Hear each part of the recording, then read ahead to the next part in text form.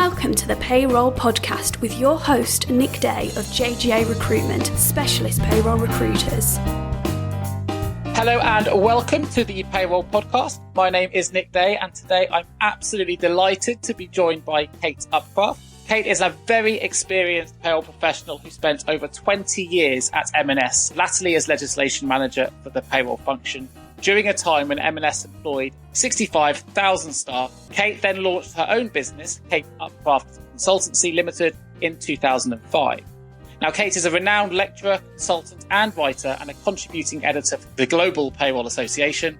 And it was at the recent GPA UK Summit in London that we last met prior to today. Kate is widely respected as an expert on all aspects of payroll legislation, has been involved in high-level government lobbying and consultations, where she has always worked tirelessly to improve the payroll industry for all. I'm really delighted to have Kate join us on this payroll podcast. There are very few people that I know in the payroll industry that has more expertise, more knowledge, and gives more back to the payroll industry than Kate Upcraft. So really delighted to have you on board, Kate. Welcome. Thank you very much, Nick. It's very nice to be here, and thank you for that kind welcome. Oh, no, you're very welcome indeed. It's an absolute privilege. So for those listeners that are new to the podcast, we always start with 5 questions. 5 technical questions. Let's start at the beginning. Tell me what it was like to manage one of the largest payrolls in the country. Well, at the beginning, it was incredibly scary because I had no idea what I'd let myself in for. I was an HR manager in a store who very stupidly thought that she could become payroll manager, or one of the 4 payroll managers at that time. And because I thought as an HR manager, I knew everything about payroll. And I learnt in that first week that I knew absolutely nothing about payroll from the HR perspective. But I soon learned that much better there than as an HR manager. It was very fulfilling, hugely frustrating at times in terms of what we got to get done with the resources we had, but hugely fulfilling to be doing that role in the end.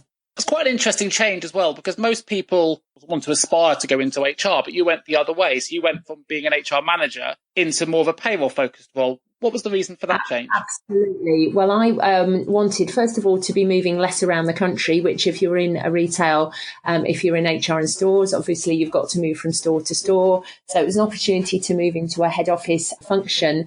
And I thought that what I'd done previously would fit me very well for that head office function. And yes, of course, the people management side was important because I had about a team of 40 in the payroll function in head office. But the technical aspects of what I was suddenly doing were the huge learning curve. But that very much suited my skill set. And I met some very exciting and interesting people in that role who helped me with that.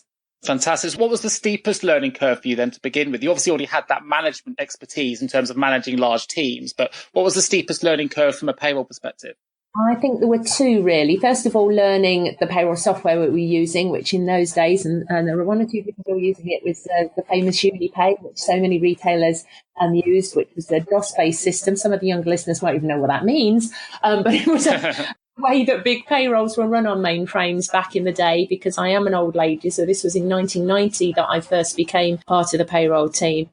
So learning the technical side, but then, of course, learning the legislation that supported everything that we did was very different in HR from the point of view that we were really working more to company policies, whereas in payroll, it was company policies on the back of, well, does the law let us do this? Sure. Even I remember UniPay, which shows my age as well. Software before it became Rebus and it changed hands several times. But it must have, in those days then, when systems weren't quite as advanced, been very manually based. Even despite the size of the payroll, it must have been quite heavily manually incredibly focused. And that was the only thing I'd ever known as an HR manager, sending a load of paper timesheets off on a Saturday night, and magically, you know, those 65,000 people got paid, and I got a little bunch of pay slips back about 10 days later, which I just dished out. When I then walked into that department as one of the management team to see 300 plus brown envelopes arriving on a Monday morning, which went off to something called a punch bureau in those days, which created those timesheets onto magnetic tapes that then got loaded onto a main, and then eventually got transmitted into an overnight batch run. So, you know, completely different to anything that any professional coming into the profession today would experience. Incredibly manual. And the amount of paper output, the amount of trees we must have got rid of at M&S every Tuesday night when we actually run the payroll, we seem to be believed. Sure, I can just imagine if they brought GDPR in then with what you'd have to contend with if it was all still so paper-based. I'm very glad I'm not there now. So look, you've had significant experience, I think it's fair to say, managing high-performing payroll and HR teams. What are the key skills that you believe make a great manager? Well, resilience, I think, is the key one. You are never, ever going to get a phone call that says, thank you for paying me properly. You're constantly going to get, I've forgotten to do this. My pay's 10p less than last month. How dare you have done this to my tax code, because people think you're HMRC. So you've got to have very broad shoulders. You've got to want to and demonstrate a real work ethic, because whatever needs to be done, you've got to put those hours in, because ultimately people have got to be paid on time and the business's assets have got to be protected, and you're managing their business asset, which is their salary bill. So from that perspective, that's vital. Customer care is hugely important, because all of those 65,000 people and the pensioners were our customers. And therefore, what we were always focusing on is how we could do things better for them and all the stakeholders that we provided information to internally and externally. So the skill set was all about customers, resilience, and also taking processes forward, always looking to improve things, to do the best with the resources that we had, because we were a cost to the company, absolutely, as a team. And you want to do whatever you can to reduce that cost and manage that salary bill as best you can. Sure. So that must be a bit of an advantage coming from that HR background, because that's a kind of an HR mentality as well, always looking at process improvements and improving lines of communication. I'd be interested to know, going from an HR management background then, where I guess you've got employees coming to you with requests that are going to benefit their career in a slightly different way. Maybe that's to do with appraisal, promotion or whatever, going into an environment where most of the calls you're dealing with are maybe more complaint orientated because perhaps pay is incorrect or they're questioning something in their pay, particularly because, as we know, payroll is the largest cost of any organization. So that's also a cultural shift. How did you find that change for you from a management perspective? Going into an environment that perhaps the type of complaint or the type of query from an employee you were dealing with on a daily basis changed? Well, it's twofold, really. Of course, I was managing the employees who actually worked for me, and a lot of the time was about the development work of the team and how we were going to make sure we had the talent pipeline to ultimately, replace me and take people forward in their own careers. So we were always looking to recruit and develop. But equally, of course, as you say, when I would get involved in an issue that was coming in from one of our stakeholders out in stores or within head office, it was either a technical issue or things related such that there was then an enormous amount of placating and solving, and particularly among the senior people, because I'd obviously look after some of the directors and the expatriates directly because of the seniority of the people there. So, yes, there's a twofold group that you looked after, really, but quite different to a store HR management role, which is very much, can I go to the doctors this afternoon? Have we got enough people to put the people on the tills, cook the lunches, do all the things that we do today? So, yeah, quite different, but still people, and people need looking after. No, I completely agree. If you could give one piece of practical advice to those listening out there that either are moving into a management role or want to improve their management experience, or perhaps they're going to a new position that has a much bigger team, what's the one sort of key takeaway or one piece of practical advice you would give to someone in that situation? Find somebody else within the organisation in a management role that you aspire to, and get yourself a mentor that you can use as a sounding board, because you will be at times incredibly lonely when you take your first steps into a management role. And you need somebody, not necessarily in the same sort of discipline at all, but somebody that you might have worked with or you have identified even through the recruitment process, who you think this person can help me enormously, just when I need to offload, when I need advice, and I don't want to perhaps show my hand with my own team about vulnerabilities. That, I think, for a young aspiring first steps into management would be my takeaway. Fantastic. Love that. Thank you ever so much for that insight. You're the Deputy Chair of the Employment Tax and NI Committee at the ICAEU and Chair of the Reward and Employment Engagement Forum as well. What have you been working on with these groups and with government policymakers recently? Okay, well, in fact, our latest meeting of the REEF group, which is the Reward and Employment Forum, that was yesterday, and I chaired that, and we actually held it at ICAEW yesterday, because I am a member of the tax faculty at the Institute of Chartered Accountants, because you might think, well, why would Kate be a member of ICAEW? She's not an accountant, but of course, ICAEW does have its own tax faculty, and employment tax is one of the huge focuses of the tax faculty. So yesterday we had visitors in the morning from the Treasury and from BAYS who were talking to us about the employment status work and the Matthew Taylor report and what that's led to within government. And we were talking to them about the difficulties of trying to work out the difference between employees, workers and the self-employed. So we spent a good 2.5 hours with them. Then we were joined by the head of customer engagement from HMRC, Neil Chattel, who comes to talk to us every time we have a meeting about the employer piece and what developments are going on in terms of stakeholder collaboration.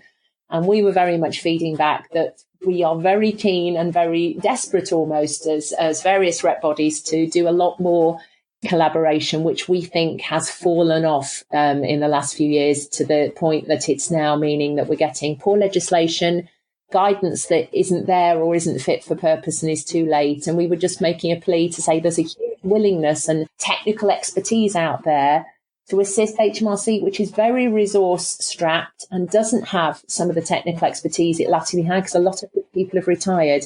So it was really a plea to Neil, you know, we're willing to help, just let us in and let us do what we can for our profession by telling you how it is here at the coalface. And that was very much the sort of theme of yesterday's day with them. It's all about guidance and legislation, and we're drowning in legislation at the moment in terms of the payroll profession, and policymakers want to keep taking things forward and they want employers to do it because we do it well and we do it for nothing. But it's becoming impossible to turn on a sixpence against the backdrop of last minute changes. So what in your mind is one of the reasons behind the fact that the collaboration level has reduced from their perspective, from HMRC perspective? Do you think there's a reason or an objective or an obstacle that's preventing? I'm perfectly frank. I think it's that the more you collaborate and listen to stakeholders, the more you've got to change tack and revisit and reiterate, and that costs time and money. And if a minister has said Sure. to you, we want this delivered and we want X amount of revenue brought in at a specific point, working and engaging with stakeholders takes time. And that sadly seems to be one of the reasons why it doesn't happen. But that only means in the end that you potentially bring in less revenue. And that's what we kept saying yesterday, because the guidance about two of the particular changes that happened in the last year is so bad, people won't be paying the right tax and NI over because they don't even know that the law has changed. So in a way, this will not achieve ministerial objectives, because actually if you did spend the time engaging, you drive up the exchequer revenue anyway. So it's a bit of a catch-22 this. And more than a tad frustrating, I think it's fair to say.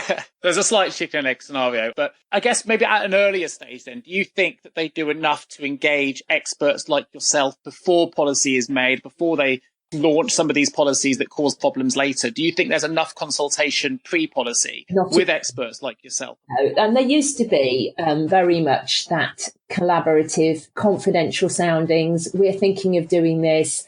And we would often be the ones saying, yeah, but you probably don't remember, we tried that 15 years ago and it didn't work in that guise, so let's try a different tack.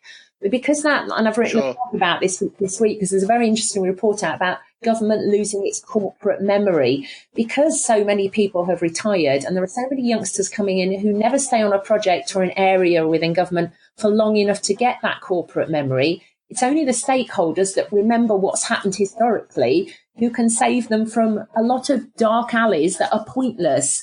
If there was that engagement at the beginning, those of us with old heads on our shoulders, we're not doom mongers of saying you can't do that. We just don't want to waste time reinventing something that we know we've tried before, and there are ways of doing things. It's interesting because I see it, obviously I'm not anything like involved as you are, Kate, at a technical level with this. I see it from my armchair, if you like. I'm an armchair viewer.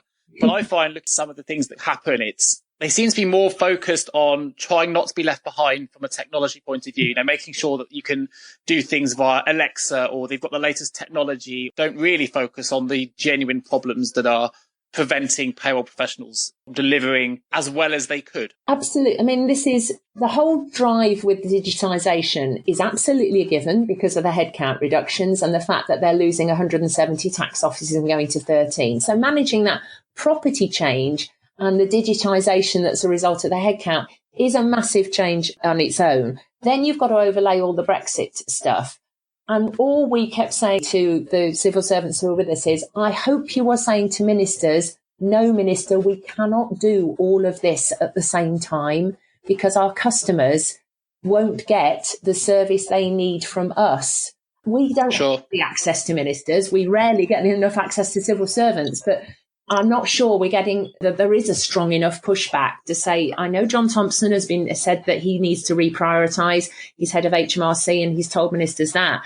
But I hope that there will be some, we're not going to do this now because we simply know we can't do it well enough and we're pushing it back for a bit. And that would be a very sensible, pragmatic, and I think well-received response to some of this stuff. We've got a new type of national insurance net coming in next April. We haven't even got the primary legislation for it. It's been delayed 1 year already. Wow.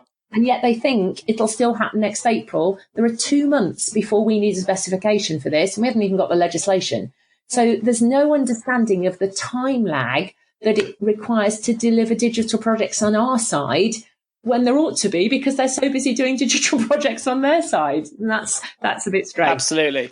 And as you know, payrollers are busy enough still handling GDPR compliance that affects all divisions. You've got gender pay gap reporting. There's legislation that is always changing. It's almost like they forget how much they've already got on their plate, and then something else changes and there's something else to implement. And it's from your mind, is there anything, if I was a payroll manager at the moment, working in industry, and I wanted to get involved, is there something I can do to try and support change and try and support some of the things that you're doing at a lobbying level or consultation level? Is there anything that I can do or can be seen to be doing to improve things at my level? Absolutely. I mean, every consultation that's out there, you can respond as a member of the public or as a member of representative bodies. So if you are a member of CIPP or, like me, ICAEW or any other representative body, you can either feed in through them or feed in independently. But equally, all of the work that I do, because I'm also a member of the Chartered Institute of Tax and their Employment Tax Committee, we're volunteers who give up time to sit round at the table with other like-minded professionals to put together responses and lobbying stances. And all of the representative bodies are desperate for professionals who will put some of their own time and expertise forward to help with that. You know, and for people like me who are self-employed, I don't get paid for doing any of that, but I do it because this profession's given me a great career and a great living. It's the least I can do to put something back into this profession at the end of my career.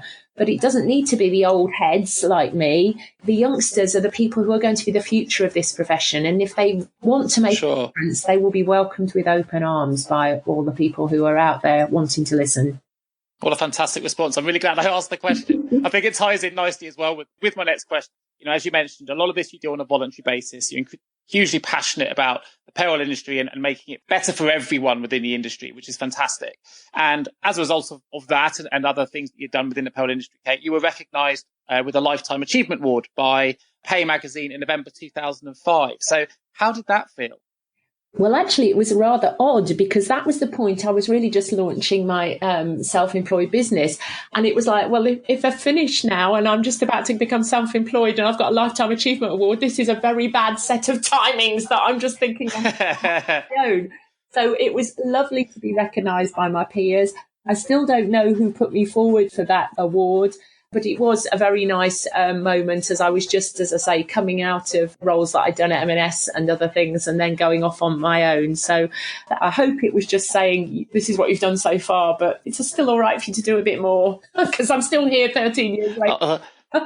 Well, I've got my recruitment hat on. If I was going self-employed and that was the last thing I got, what a great way to start a business, you know, because you're starting with having just won the Lifetime Achievement Award. And actually just go back slightly on the voluntary piece. You mentioned that, you know, you're doing it for the future of the industry, but actually with my recruitment hat on, it's also a great way for payroll managers or any payroll professionals to really raise their profile, raise their own knowledge, raise their own expertise, network with senior professionals within the industry. So there is actually a personal career development element to it if they want to get involved. It may not be remunerated in terms of salary, but actually that kind of experience and networking can really help remunerate you later, either in terms of experience or just opening up opportunities. And that's one of the reasons that I volunteer for so many things, because it's CPD for me. No way do I know at all everything that is going on legislatively or in our industry. But the more that I network with much cleverer people than me, I will pick up, I haven't thought about that aspect. And every time, like yesterday's meeting, I walked away thinking, nobody's mentioned that before and I hadn't thought about that. So you never stop learning in payroll every day. And the more you can expose yourself to other people's ideas, all to the good. And every time it raises your own profile, which is what everyone wants if you're looking for that development path in your career. Absolutely.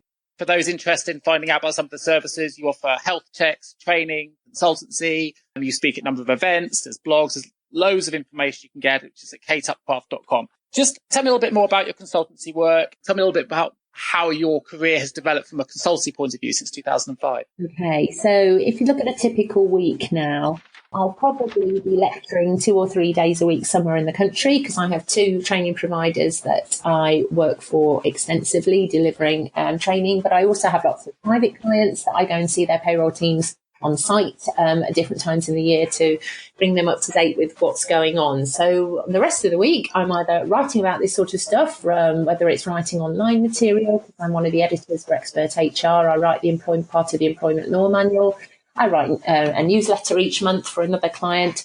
But when it comes to actually consultancy, the thing that I love most, and I don't get the time to do as many projects in a year as I'd like, so usually only 2 or 3, is to go in and do that audit work, that health check work, going into a team who, for whatever reason, think that either it's time to look at a new system or look at a new structure. Perhaps they might be bringing payroll in-house from outsourced. Perhaps they're a team that are bringing HR and payroll together. Perhaps they've just grown very quickly. So it's always a different reason that people come to me. In fact, this week I've met somebody on a course who's in that scenario where the business has grown very, very quickly, and probably the processes and the resourcing is not keeping up to speed with now how big they are.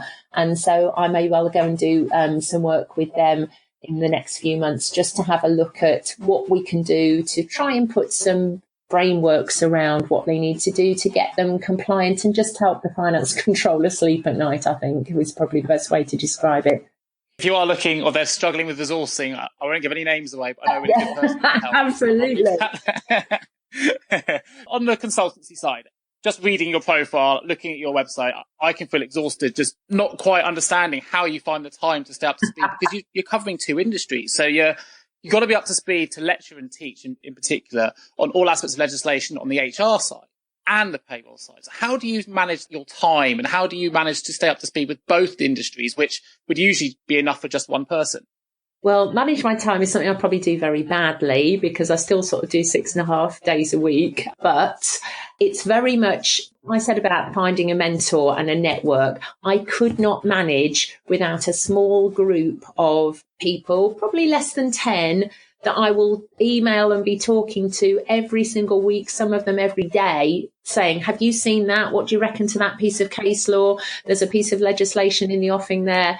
Because I work on my own, because I don't employ anybody else in the business, that having that good network of people to go to bounce ideas off is absolutely vital. And that would be the case for all payroll professionals in the small to medium-sized businesses, where you probably are the only expert. You do need other people within the industry that you can talk to on a confidential basis. And then there's a vast amount of reading, subscribing to, and you work out which blogs, which news feeds are the ones that are going to give you the insight that you need. And a bit by bit, tone those down.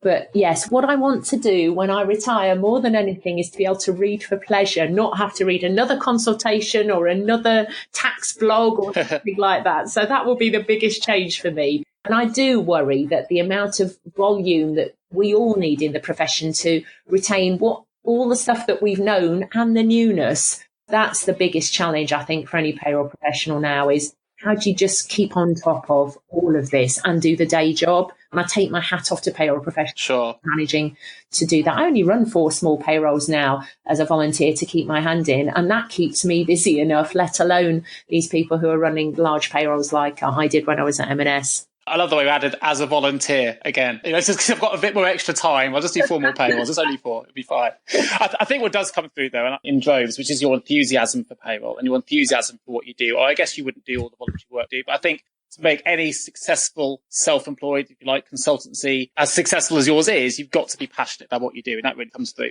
which is fantastic. So look, I should also add, I have subscribed to you while I'm on this podcast so that I can make sure I get your latest updates. So, for the podcast, we're going to find out a little bit more about you.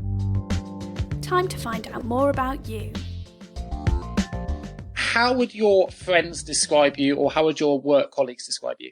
Well, I suppose from the point of view of work colleagues, we're talking about the people that I work on the committees with and that I liaise with. And I probably think, if we're being entirely honest, they'd say I was one of those, as was described, bloody difficult women, because I am passionate about what I do.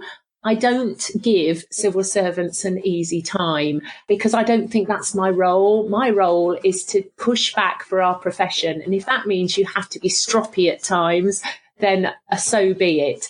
But I think that's a very different role than obviously the role I want to portray to the profession who I'm trying to work with. But yeah, I think they'd probably say passionate, stroke stroppy, and never stops talking. But I can actually understand that. I mean, from a recruitment perspective, when a client calls and says they want something, our job is also to push back, because with what we do, and we're there to advise. And if you want to advise professionally and accurately, you sometimes have to push back. You've got to sometimes give some quite honest advice. And whether that's about salary being incorrect or difficulties in a search, you've got to give that back, because if you don't and you take the route of water, you end up just not delivering. You know, that the same for yourself, if you're dealing with the HMRC, for example, or civil servants, if you're not giving that honest feedback, then it doesn't progress. No, that's right. Isn't it? So I think passion. It's passion.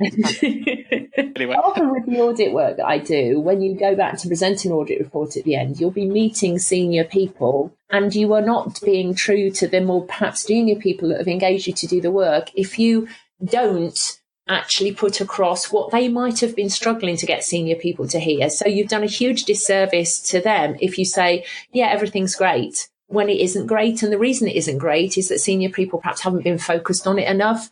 And therefore, you do have to deliver some difficult messages as tactfully as possible.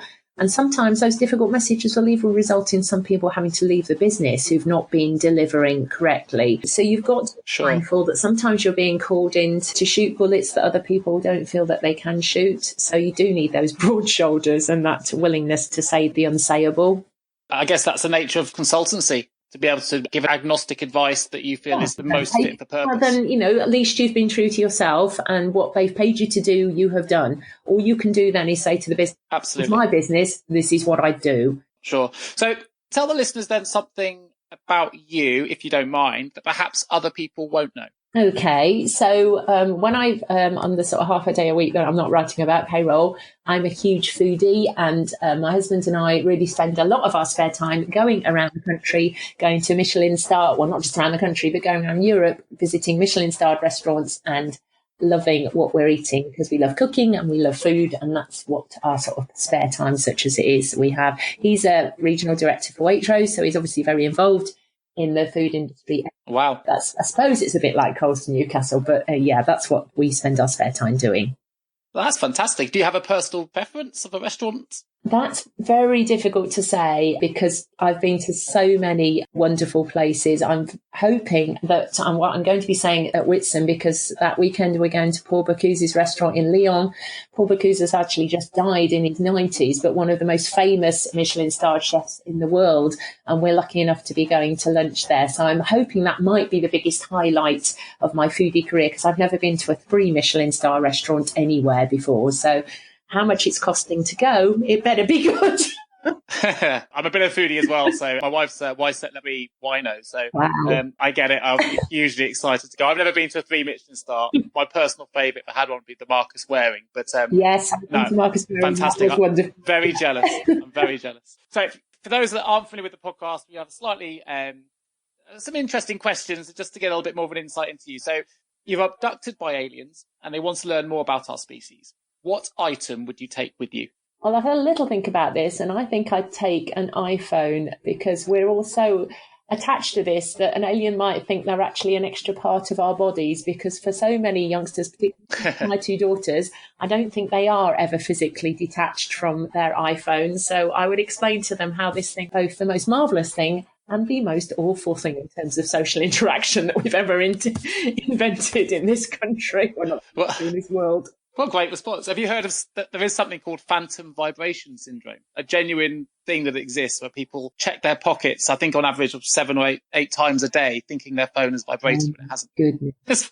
That is just gets into context. That's scary. Very scary, very scary. What game or instruments would you teach them? Well, I play the piano. Well, I did as a youngster. So I would take along a piano and try and show them what this piece of string and wood, etc., does and what can come out at the end of it. Excellent. Very multi-talented. Fantastic. What would you tell them about humans? Well, I think I'd go down there because they're aliens. From the human point of view, it really is true that men are from Mars and women are from Venus. There is no comparison between these two types of human beings. We are very complementary at times, but equally, we couldn't be more different. So they should never make assumptions that humans are just one species. They're very much not. Absolutely. Love that. That's my favourite response so far. Brilliant. What truth or human trait would you hold back? Oh, well, yeah, I think human beings are very good at saying one thing and thinking or doing another. So what you see isn't what you get. That's a skill I've had to hone in consultations over the years. In fact, yesterday, at one point, I thought I was going to explode with some of the things I was hearing, and you have to keep smiling and thinking something entirely different in your head. That seems to be a common answer I'm getting on that question as well. So I think we all feel the same, yeah. 5 technical questions. So question here. Since 2005, you've become a very experienced technical writer, editor and lecturer. And I know that you cover a very wide range of payroll and HR matters. How do you see the industry changing in the next 3 to 5 years? Well, I think we'll see artificial intelligence developing even in our particular profession. So there'll be a lot more automation of tasks. But what that will leave is that the people who are still very much needed are going to be very much of a technical nature. And I get a bit frustrated, and you must do as well, Nick, when I hear people going for payroll jobs who think payroll is a data input job, and it's not. Sure. And if that's what people think payroll is about now, they're going to get the shock of their lives in the next 5 to 10 years, because it won't be that at all. There'll be none of that data inputting type role. It'll all be about systems and understanding legislation and process development. It will become a very technically adept role. And of course, as we've said, huge management expertise, because you are managing a large amount of money for people who want you to do it as seamlessly as possibly. So that's where I think we'll be seeing the profession go in the next few years. Yeah, I completely agree. I think it's always been analytical, but I think it's going to become more technically analytical, more reporting focused, which I think is a great, because those analytics and reports can really drive strategic decision making at board level. It can really help elevate the payroll industry in the sense that they're going to have access to much more data, if you like, as more and more becomes automated, that can be used to make and drive business related decisions. So I think it's quite exciting. And you're absolutely right on the system piece. One of the tasks we have is to ascertain those that press buttons and those that actually process payroll. People don't always understand what a payroll person really does. Yeah. And that's obviously part of our role to educate. On that side, is there something you would recommend to help them prepare themselves for the changes that are coming in that will prevent them, if you like, from being, I don't want to say the word left behind, but I can't think of a better way of putting it. But anything you would recommend they started doing now in preparation? You've got to take your own personal development very seriously and keep badgering your organisation to take it seriously. Obviously, I meet the organisations where it is being taken seriously, because they're the ones who are coming on courses that I deliver, where the teams have got a payroll manager who asks me to go in and review processes. But there are 1.8 million PAYE schemes out there, and there are hundreds and thousands of employers where this is not being taken seriously. So what we've got to get the payroll professionals to do is to be demanding and saying, I cannot just carry on doing what I'm doing year on year without getting some professional development, because that will cost you money. It's a huge compliance risk if people don't know what they're doing. And we're starting to see, because this is a consultation that I'm involved in at the moment, the fact that we have a tax exemption for being trained by our employer, we don't have that same exemption if we want to do our own personal development, because those costs that we might incur of trying to develop our skill set if our employer won't, we don't get those tax relieved. And that's something that the government are addressing now, because one of the productivity barriers in this country is poor skills. And we need to level the playing field. But I would be very demanding. And if I was going into a role and there wasn't a commitment to developing me professionally, I'd be walking away, because I'd be very concerned about the nature of that business if that was the way they handle themselves. I used to get frustrated at M&S because there was a huge culture of development within the finance function. We were in the HR function as a payroll team, and there it was all, we don't need any external training because what we do is all internal. And I was one of the first people ever to take my IPPM diploma, as it was in those days, because it had been unheard of for somebody within payroll to actually get a qualification. It was all homegrown training. And that culture is a culture of the past. We've got to be looking externally and keep our skills up to date. Excellent response. Would you recommend that they approach an HR director for that kind of support? It depends what function you fit within, whether you are in HR or finance, but you've really got to get both on side, because any HR director who isn't interested in the professional development of anybody in the organisation is in the wrong role anyway. And the finance director ought to be hugely, particularly if they're a senior accounting officer, because they've got that responsibility to sign off accurately their PAYE compliance. How on earth could you have a payroll team that are not adequately trained and sign on that dotted line? Because what finance directors in the private sector have particularly got to be mindful of since September of last year is there's now a court-brought criminal offence of tax evasion. And that means directors can go to jail if there are people in their organisation who are, whether it's wittingly or unwittingly, facilitating tax evasion by not knowing what the law is and applying it properly. So if there was ever a lever to say to the senior person, I think I could do with some training because I'd like to keep you out of jail, I think that's a conversation I'd want to have as a finance director. Well, great response. I'm really glad I asked the questions there. You take that away and we'll have people writing their pitches, which is good. It'll mean people get developed. Yeah. It's fantastic. So we've touched upon some of them already, but what are the generic problems that you come across within payroll? And are there any common solutions you can recommend that could perhaps instantly help mitigate risk or reduce costs? Right. Well, we've obviously, as we've just been touching on, the lack of senior involvement is very important. So you've got to try and leverage a seat at the table or access to the senior people so that they understand the risks that are going on within the business. You don't want to be the person who opens the envelope to a winding up order from HMRC because something's gone wrong with the PAY, not because you've done anything wrong, but because the senior people don't understand that things don't work necessarily well in RTI at the revenues end, and that can lead to all sorts of assumptions about the business.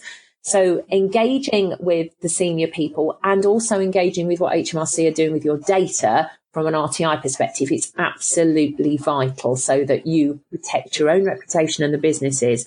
But the area now that HMRC are completely turning their attention to, and they've written to the largest businesses in the country in the last 2 weeks, is to say that we want to focus on benefits and expenses now. We're not that bothered about PAYE from that perspective, because if you're using decent payroll software, you're getting the right people and the right amounts through, taxing and NIing them, the system will do that. But what they are concerned about is all the stuff under the radar, all the things you're doing for people, giving to people that never make their way onto a P11D or into a settlement agreement. And there's all that untapped tax and NI. So they're certainly the large business clients I've talked to in the last few weeks. All the compliance reviews are around process flows, controls, analysing data from systems. And there's a lot of support out there with new, particularly from the Big Four, new tools that will help businesses to pull all that data together before HMRC come in and do the same exercise and ask questions about what's that expense claim? Why are you paying that tax-free? And that's the new focus, really. So the more people can now turn their attention to expenses and benefits and tightening all of that up, that's where they're going to make some real savings in terms of reducing risk. Fantastic answer. That ties in really nicely with the next question. You kind of touched upon it already, but in recruitment, we talk a lot about the risks and costs associated with a poor hiring decision. But I was going to ask, what are the risks and costs associated with getting payroll wrong? And I think you've touched upon some of those already, but are there any additional risks that perhaps worth mentioning? Well, I suppose that the new risk that we've all had to accommodate really since 2012 is our regulation is not just with HMRC, it's with the pension regulator. And because the regulator has criminal opportunities and offences that it can levy, we've already seen prosecutions for auto-enrolment failings. And this week we've seen the first big high-profile one, if you like, with a pub chain that are being taken to court by the regulator. So we've suddenly had to become pension experts who are subject to a regulator that's got even more draconian powers than HMRC. So that's a risk in itself. We've talked about the potential prison, which is quite drastic in the private sector. But fundamentally, of course, there's the employee relations risk. If you are getting things wrong, what is that doing to people who are not going to stay with you? My husband has had various jobs in retail over his career, and one of them, I won't mention who it was with, of course, in the 15 months he worked for them, never paid him once correctly the whole time he was there. And he was a senior manager, not that it matters how senior he was, but that's tarnished his view of them, and he would never go back and work for that particular retailer. So it does matter that when we start people on the payroll, we begin a good relationship by paying them accurately. We pay them accurately through the time they're with us, and we part company accurately as well, because they will be our future customers, people who will tell others, don't even go and think of working for them, they'll never pay you properly. So don't underestimate that employee relations damage that payroll function can avoid if it's well structured and well managed. I don't know what to say. I wasn't expecting that response, but I'm so passionately agree. When I saw you at the GPA, I was giving a keynote speech on the cost of a poor hiring decision. And actually, that was very much centered around not just the costs, in terms of lost salary and those things that people, or recruitment fees even, that you've lost because the person hasn't worked out. The greater value is much more in damaged employer brand, employee attrition, turnover, a low morale workforce, all those things that can be affected, just all stems or potentially could stem from an incorrect or a poor performing payroll operation. And that's obviously some of the risks of hiring talent that doesn't have that essential payroll expertise that you need if you want to run a payroll effectively. And, we speak to lots of businesses that go, actually, we don't need that. We're going to train it internally. A payroll manager who has had no previous experience, but we feel it's just payroll. They just press buttons. It'll be fine. And it's like, look, you don't understand the longer risks, the bigger risks. You need to mitigate those, and you can mitigate them. But you're not because you're worried about, a recruitment fee or whatever it might be. So you've done some of my job for me there, but I'm really passionate about the same thing. It's not about the front-loaded cost of a recruitment exercise. And that doesn't mean necessarily using an agency, whether you pay it for an advert or whatever source you use. Think longer term. Think about the costs of getting that hire wrong far outweigh any front-loaded costs of getting the person in. So 100% agree. So thanks for that. That's quite passionate about that side. Do you think, from your point of view, that there's still an underpayment element here, as in people not being paid the right job rate for payroll? I've met a number of people this week when I've been out lecturing this week down south, where people have been dropped into payroll in the last 2 or 3 weeks at very, very low salaries, who were perhaps purchase ledger clerks, because the perception is they don't need any skills. And we're talking people on low 20s who are now suddenly the payroll manager. And I find this hugely concerning, that I don't think there is that proper salary scale that recognises the technical stuff here.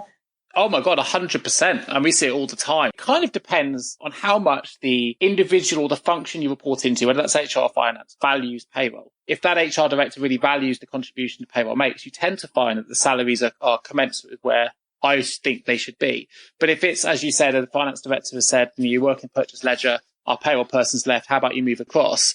You can already sense they feel it's an unskilled area, and they pay accordingly. And some of the salaries for positions we work with are, well, actually, to be honest, we turn some positions away because they're just not possible for us to recruit. It's too low. Because there's no point people thinking that is what people are valued at in the industry, and the recruitment industry do have a big role to say, we know what's going on from a benchmarking perspective, and you're way off the pace here. There are some really good employers. I have to say there are some people that pay absolutely at benchmark. They're great, and they give good progression opportunities. They support qualifications, all those things. There are some brilliant employers, but equally, there are definitely some, and without mentioning any names, there are definitely some out there that certainly don't support training, which you mentioned, if you were in those shoes, you would leave, if that was the case for you. There's certainly businesses out there that underpay. The weird thing is they're happy to be really patient as well. They'll say, look, we're not upping our salary. If it takes us 6 months to find someone, we'll wait 6 months. But that in itself, for me, is undervaluing the importance of that individual. Yeah. Because if you think you can wait 6 months because payroll's not important, then really you're setting yourself up for failure anyway. And it'll cost you a lot more in the long run, which is a shame. Let's hope it changes. So with legislation changing so fast in payroll, Kate, what do you think the HMRC can do at the moment to improve payroll delivery? Well, just two really simple things to my mind. Listen to the experts on the outside and learn from what they're telling you. Those two things, they would make a world of difference if only we could try and get that back to where we were 10 or 15 years ago when I started out being a lobbyist and doing some of this work. Nice, clear and concise. I think there'll be lots of people potentially rewinding this last 10 minutes, listening to it through a couple of times, because I think there's some really good practical advice you've given here. So last question before we enter Vault. What do you think can still be done to improve the status of the industry as a whole? I think somehow we've got to rebrand ourselves, because when I became originally, I was a staff manager at M&S, and latterly, suddenly I was an HR manager or an HR business partner. We've got to do that in payroll. We've got to get rid of that wages clerk tag that seems to still hang around from the 50s and 60s. And we've got to become employment tax specialists. And I know employment tax is only a tiny bit of what we do, but boy, it sounds so much more powerful for some reason than payroll. So if words mean a lot and rebranding can do what it's done for HR, then somehow we've got to do that.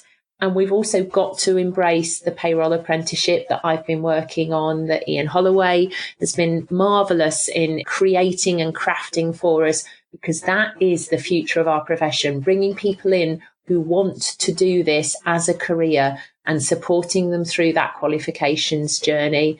That will turn us away from that assumption that we just press a button once a month and then go and do our knitting in between. No, fantastic. And I'm really excited to say as well, I don't know if you're aware, Kate, but we've got Ian coming onto the Payroll podcast to talk all about the apprenticeship scheme at a later episode. It's an amazing piece of work that he's taken forward. Fantastic. Well, we're going to open the vault. Entering the vault. What would be one piece of advice you would give to someone working in payroll right now? Believe that it's a profession, not a job. Great. Fantastic. With the benefit of hindsight, what would be the one career decision you would change? That's a difficult one, because all the things I've done have led me on to other things. Perhaps it was simply that I would never have become self-employed if M&S hadn't decided to get rid of all of our team and set up a shared service centre in another part of the country. And perhaps I should have been braver sooner to think I've actually got some skills that might be useful elsewhere in the outside world. So circumstances conspired to give me an opportunity. Perhaps I should have been braver and made that happen sooner. It was out of your hands. I actually remember when that happened. We were involved, probably not to your benefit, Kate, but at the time I worked for a different recruiter, and we were involved with that relocation project. I remember how big scale it was at the time, many years ago. What happened, of course, is that many of the people came to work at that shared service centre up in Manchester from Ceridian, which it was in those days. And then latterly, outsourced the payroll back to Ceridian and sheepied everybody back again. So some of these strategic decisions that get taken that involve payroll, on the face of it, do look very strange. Outsourcing isn't always a silver bullet. Insourcing isn't always a silver bullet, but people will try all manner of things, won't they? Oh, no, they do. I mean, one of the things I've loved, I guess, benefit of being in this industry for a long time, like yourself, is the cyclical nature of things. People outsourcing, coming back. I mean, it's great. Yes, but it's busy, yeah. They do recruitment in business. But we're either working with bureaus who are suddenly growing because everyone's outsourcing, or working back with the employers who are bringing everything back in-house. And they're always changing systems, which is great.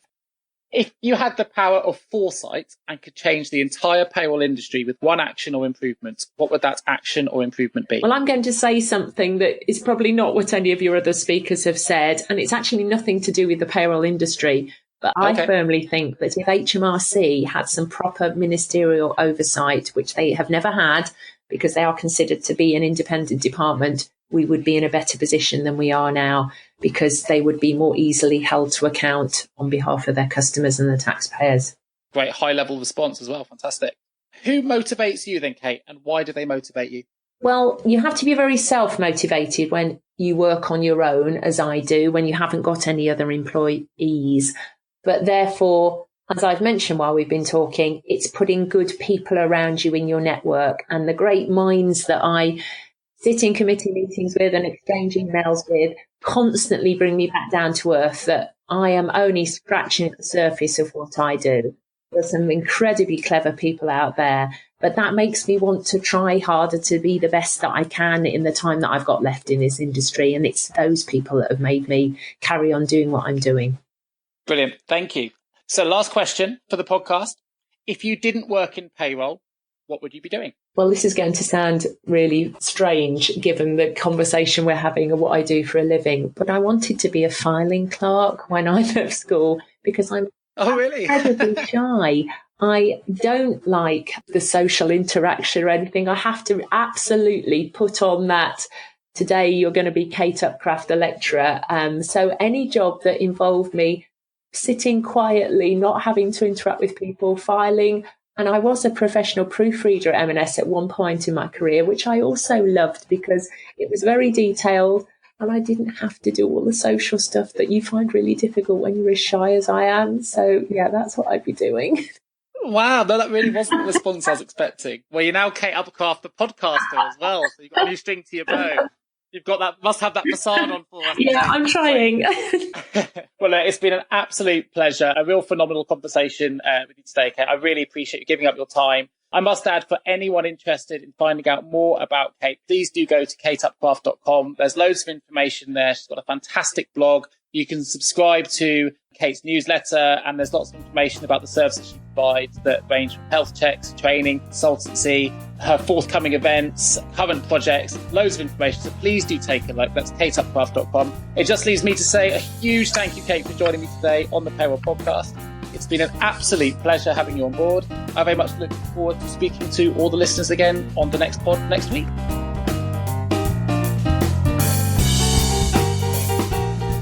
You've been listening to the Payroll Podcast with Nick Day of JGA Recruitment, specialist payroll recruiters. If you would like to feature on a future podcast, please contact us. For a wealth of world-class payroll content, please visit us at jgarecruitment.com. See you next week.